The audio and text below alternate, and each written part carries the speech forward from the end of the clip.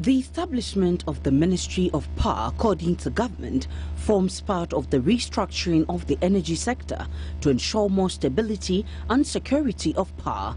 But the chief executive of the energy think tank says Ghana's power problems are as a result of a number of factors, including the lack of investment in the sector and the abysmal performance of the Electricity Company of Ghana, the Volta River Authority and Gridco. In the short term, it is not financially a wise decision.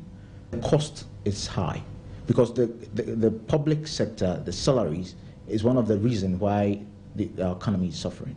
And so creating a new power ministry, obviously, involves so much cost, staffing, vehicles, and branding and everything.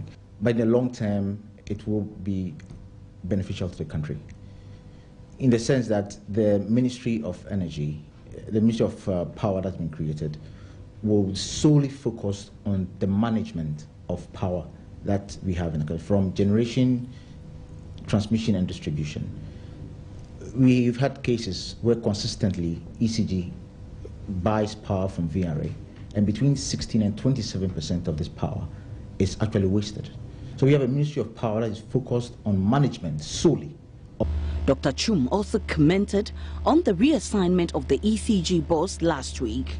He says that alone cannot guarantee the complete overhaul needed in that sector, and that the incompetence at the VRA and Gridco must also be dealt with. The reassignment of ECG is just a scratch to the bigger issues, which we know has not been addressed. He's just an individual. I think we need to look at the whole value chain, from generation, transmission, and distribution. I think there are more people who might have to go for non-performance. The new ministry is expected to bring about a sharper focus on the generation, supply and efficiency of power to match the growth the economy is experiencing. Dr. Chum says he believes in the minister-designate Dr. Kwabena Donkor and is charging him to mobilize all human and material resources available to resolve the current challenges facing the power sector. Many have meanwhile questioned how government will finance the establishment of the new power ministry, since no provision was made for it in the 2015 budget. But head of communications at the presidency, Ben Doche-Malo, says government will soon spell out how that challenge will be addressed. Aisha Ibrahim, Joy News, Accra. Government has concluded negotiations to open way for ANI to commence exploration production of oil and gas. The $6 billion OCTP Sankofa project is expected to start commercial production of oil and gas by mid-2017 to augment the country's current production capacity. The next stage of the agreement will be the approval of plan of development and ratification of the approval by Parliament. The negotiation team is made up of officials of the Ministry of Energy, Petroleum, Ministry of Finance, Ghana National Petroleum Corporation, and ENI Exploration, operators of the offshore Cape 3 Points block. Minister of Energy and Petroleum and Minister of Finance, who led Ghana's negotiation team, expressed their relief at the conclusion of the negotiations with ENI Vitol, which has lasted over a year, noting that it puts Ghana on the path to energy security, as there will be more gas to fuel generating plants.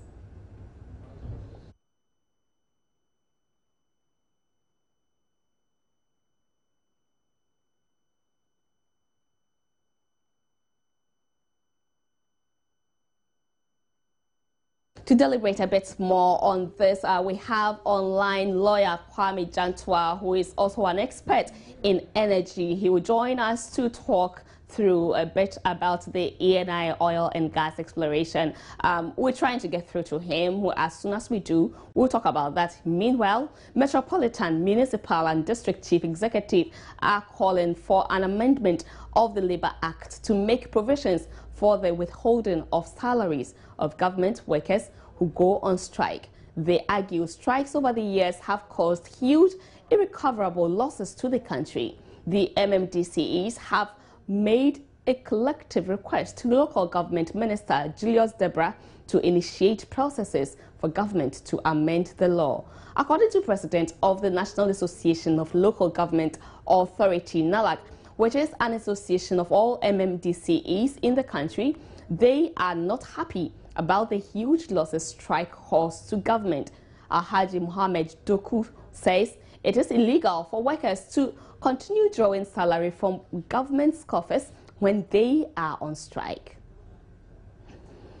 The Environmental Protection Agency has started work on a policy that will guide and inform Ghana's position on issues of climate change.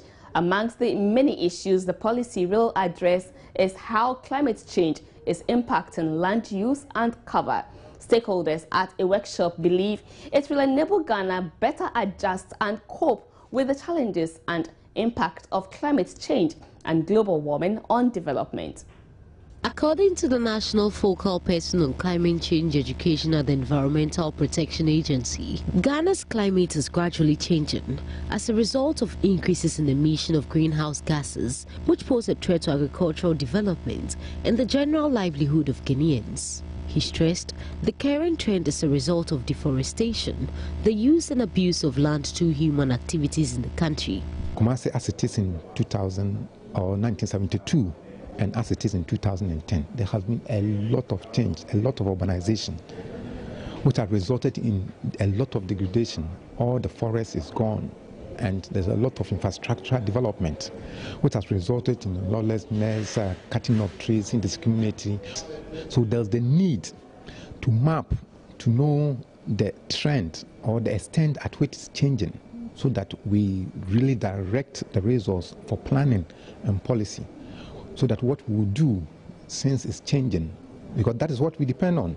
So if it's continual changing and it change to zero, that is our end. The National Validation Workshop, which was organized for stakeholders within the Agricultural and Water Resource Ministry, Meteo and NADMO Department, and international partners, seeks to discuss the current trend and also propose the adoption of a regulatory framework that will promote the use of appropriate and environmentally friendly practices to help Ghana cope with the effect of climate change and its emerging issues. So we want stakeholders to know the way the forest, the water, the savanna has changed, and then what they can do to restore them. So we need to really have a national plan, a development plan for each and every metro or every district that will help us implement the local interests. You see, each and every district or plan or every metro has its own problems. So we need to implement plans of national interest, national agenda, which is of interest to the local people in each of these localities. That will go a long way to improve the system. The executive director of EPA, who acknowledged the complexity of climate change, urged the campaigners to break down terminologies involved to the understanding of members of the public whose lives will be most affected by the changes for adaptation process.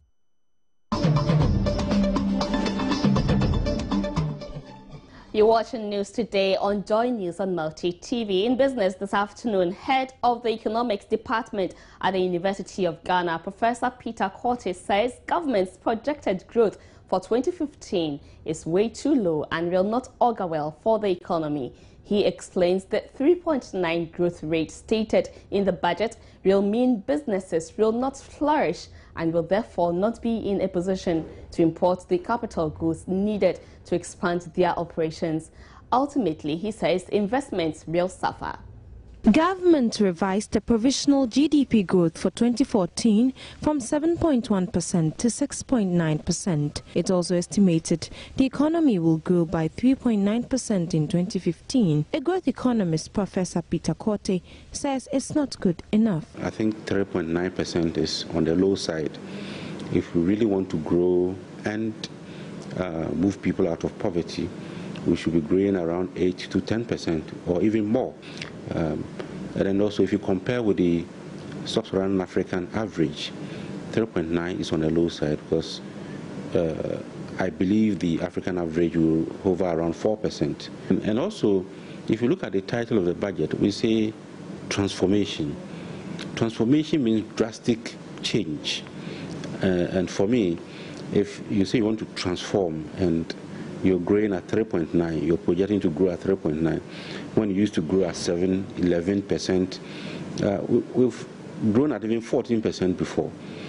So if you say transformation, and within the transformation agenda, we start at 3.9, I begin to worry, but I think we should raise the bar and take the necessary strides to address the energy challenges and grow the economy better. Yet, living standards will be impacted negatively. When you're not growing, it's like a cake. You grow to share. So if you don't grow the cake, when you share, people will have very minimal amount to take home. So what it means is that for all of us, we're going to have less in our pockets. Businesses will not flourish as much as they used to do. When there are no incomes, imports are going to go down. When there are no incomes, businesses will produce, but not much will be bought, and several aspects of the economy. So it will trickle down to several all the sectors of the economy. And of course, when even investors want to come to your country, some of the things they look out for, political stability, macro stability, how much you grow.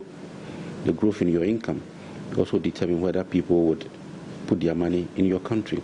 Because if they come and produce, you're not growing enough, you're not buying, you will not make the necessary profits.